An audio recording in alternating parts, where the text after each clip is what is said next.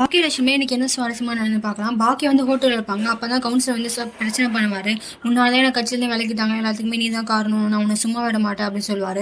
ஆனால் பாக்கியா வந்து அதுக்கு ஒன்றும் நான் காரணம் இல்லை, அதுக்கு உங்களுக்கு என்ன தான் காரணம், நீங்களும் பார்த்து தான் நீங்கள், நான் மினிஸ்டர் கிட்ட வந்து உங்களை கட்சி விட்டு தூக்கலாம் சொல்லலை, என் பையனை விடுதலை பண்ணதுக்கு ஹெல்ப் பண்ணுங்க தான் சொன்னேன். அவர் தான் உங்களை பற்றி தெரிஞ்சுக்கிட்டு அவரே உங்களை கட்சியிலேருந்து விலக்கிட்டார், அதுக்கு எனக்கு எந்த சம்மந்தமும் இல்லைன்னு சொல்லுவாங்க.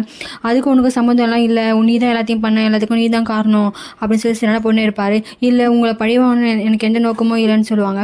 ஆனால் அந்த கவுன்சிலர் வந்து சொல்லுவார், எனக்கு நோக்கம் இருக்குது, இனிமேல் நீ தான் என் எதிரி, உன்னை நான் அழிச்சே தருவேன், நீ எங்கே போனாலும் நான் உன்னை விட மாட்டேன், உன்னை நான் நிம்மதியாகவே இருக்க விட மாட்டேன், உன்னை என்ன பண்ணுறேன்னு பாரு அப்படின்னு சொல்லி ரொம்ப கோவமாக பேசிட்டு போயிடுவாங்க. அப்போ தான் கோபியை வந்து இனியை வந்து பார்க்க வருவாங்க. ஏன்ப்பா என்கிட்ட இதெல்லாம் முன்னாடியே சொல்லலை அப்படின்னு சொல்லுவாங்க.